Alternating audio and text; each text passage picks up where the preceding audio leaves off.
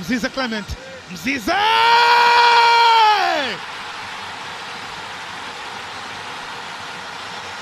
Attention please. Tarehe 30 tuna mechi, tarehe 2 tuna mechi. Huwezi kwenda kutumia nguvu kubwa. Ndio maana ile tuliamua tunamalizana nao kule kwao. Tumemalizana kwao, tumekuja huku kwenye Mimoshi, tumeimaliza mechi. Basi hatakuwa na haja hapa papatu nyingi, watu miguu yao iume hapana. Kwa ajili ya TRA tarehe 30 ndio tutaenda kumfanyia shughuli. Kwa hiyo kwamba mlikuwa mnahifadhi dozi kwa ajili ya TRA United. Tumehifadhi. Si unajua uwanja huu una Mimoshi? Au jana hujaona Mimoshi wewe? Wewe Mimoshi hujaona, watakucheka watu. Mimoshi ile meusi. Kwa hiyo sisi tulichokuja tumekuja tu tumalize ile mechi, na hata wao wenyewe wamefurahi kwa sababu tulikuwa tunaangalia wakishangilia, wakipoteza muda, wanatuambia sisi kila tunapokosa wao wanashangilia. Baada wajutie watake kufunga ili waweze walikuwa washaamini kwamba wao tena wako kwenye mwanaandani, hawana cha kufanya, wanasubiria ubao. Na kweli tumeweka ubao, tumefukia. Tunasubiria tukutane makundi. Lakini hii haiwezi kuwa tu ni sababu. Umeionaje Simba ikicheza hii leo dhidi ya Nsingizini? Nsingizini wameonekana kuwa bora sana leo.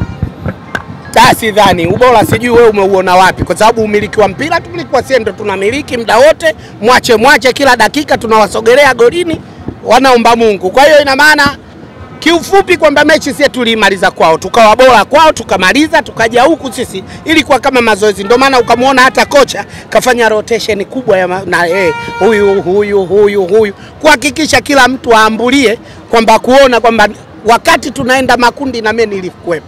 Lakini uone kama ni tishio kwamba timu kubwa yenye kikosi kipana kama wachezaji kadhaa wakikosekana inashindwa kupata magoli? Wachezaji wote walikuwepo, si waliingia kipindi cha pili na mapema tu waliingia. Kwa hiyo sidhani kwamba wasipokuwepo wao. Simba hii kila mchezaji yuko vizuri. Kwa hiyo ukimuona Moses Abraham utasema hatari, ukimuona Deo Mahema hatari, Elia Mpanzu hatari, Kibu Dennis Mkandaji, yani kila mchezaji yuko moto. Kwa hiyo ina maana wakichanganywa wamekwenda kwa ajili ya mazoezi tu, kwa sababu mechi tushaimaliza. Tunachohitaji nini? Sisi tushawafunga goli 3 kule. Kwa hiyo hapa tulikuwa hatuna nguvu, halafu hapa mbele tuna mechi back to back.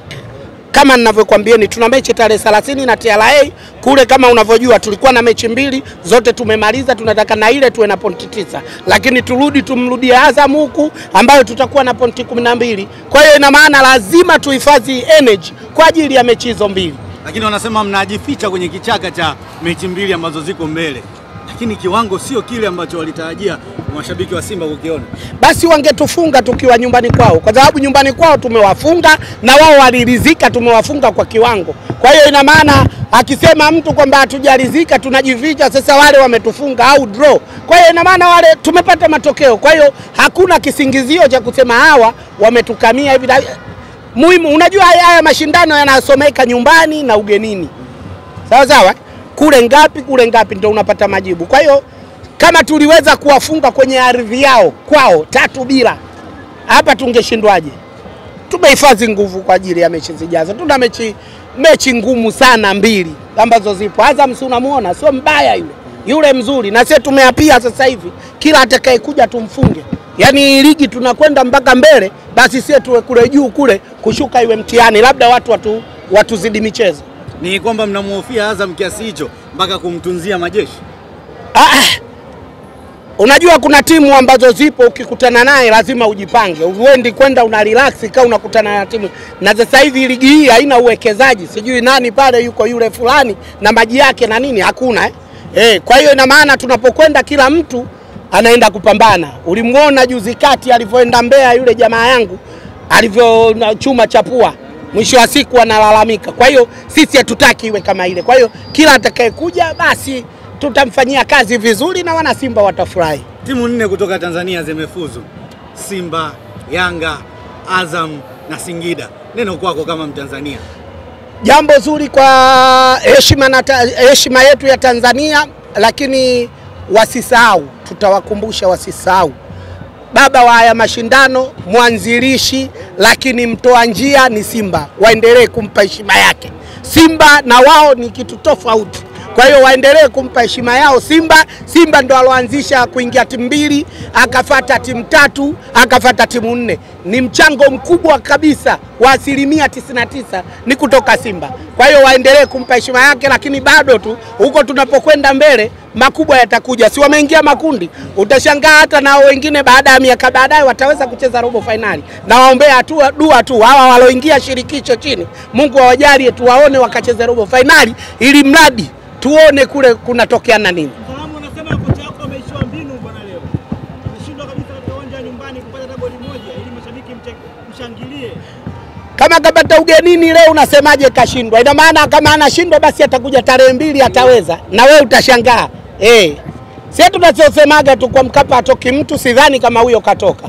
Katoka hapo akiinamia kichwa chini miguu juu. Kwa hiyo kivyovyote Simba tumeondoka na matokeo tunasema. Sawa, Msalama, umeonaje kiwango cha Elie Mpanzu? Watu wengi kwenye mitandao ya kijamii muda huu ukipita wanazungumza mengi kwamba ameshuka kiwango Elie Mpanzu kibisa wao. Naamini mtu mpaka anasema hivyo kwa sababu kaona kuna vyuma vingine vilivyokuja navyo ni hatari.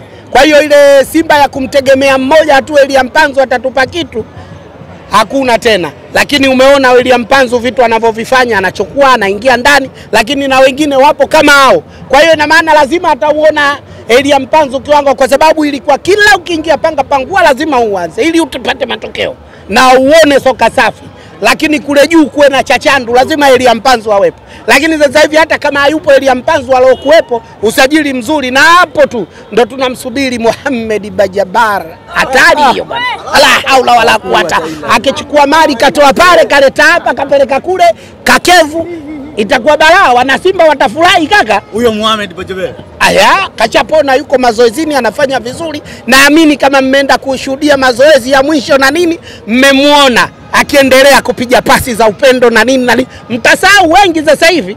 Kwa watu sasa hivi wamekaa mara Moses Abrahamu, mara Kibu kafufuka, sio kafufuka. Kila mtu atakuwa safi. Umemuona lile jitu mtu Simba wa Teranga. Si umeona? Kila wakati yeye anataka kujaribu kuchukua watu watoke kulia, amwangalie mwali kule yukoje. Je, kavaa shumizi au kavaa nini? Kila wakati. Kwa hiyo ina maana tunapokwenda wana Simba tutafurahi sasa hivi. Tutafurahi sana. Timu nzuri. Leo wana Simba wasihesabu kama leo tumekuja kukamilisha tu ratiba kwa sababu tuna mechi 2 ngumu za kukamiwa. Kwa hiyo ina maana leo tumekuja na tumeficha mbinu zetu ili mradi uko mbele tukafanye vizuri kwenye hayo mawili. Lakini yote kwa yote kabisa hao wana Simba unaowaona wanasubiri kwa hamu kwenye makundi. Huko sasa ndio utaijua Simba ikoje. Kama utajua leo mtamfilisi mama leo. Baada ya kuweka ugenini tukajua leo hapa hamna 7.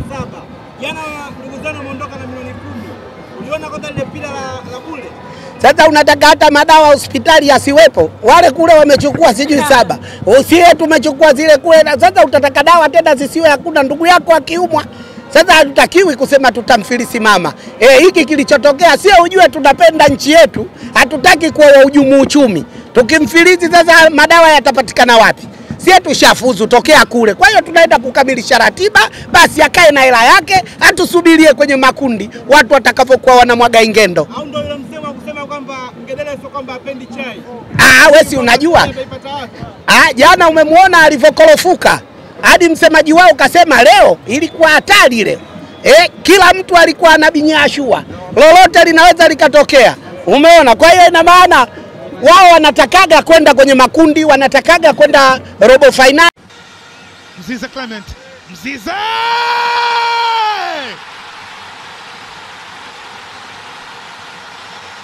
Attention please.